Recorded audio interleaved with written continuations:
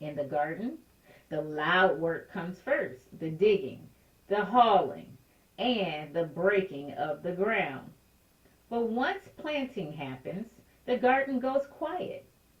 And if you and I are not careful, we'll think that nothing's happening when in fact everything that's important is happening. Some of us are waiting for God to move the way He did before while He's already working in a new way. What is the significance behind the whisper?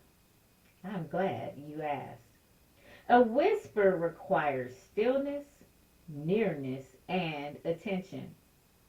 In order to hear a whisper, this means you must be close. It was during those most difficult weeks that I felt closeness to God. I did a lot of praying out loud. I listened to 10 different books of the Bible during those weeks. I had hours of uninterrupted praise and worship while I was laying down those stones. In the garden, growth doesn't shout, seeds don't announce themselves, roots don't make noise.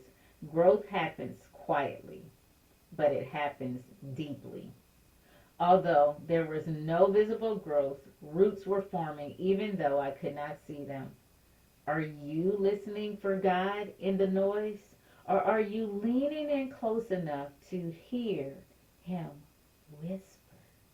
And as I reflect back on my garden makeover, I realize now that the hardest part wasn't the physical work. It was the emotional weight that I was carrying while I was doing it.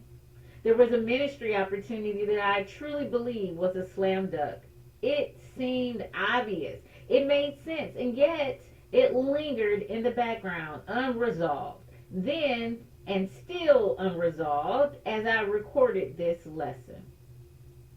At the same time, I pursued other preaching opportunities only to watch those doors close quietly.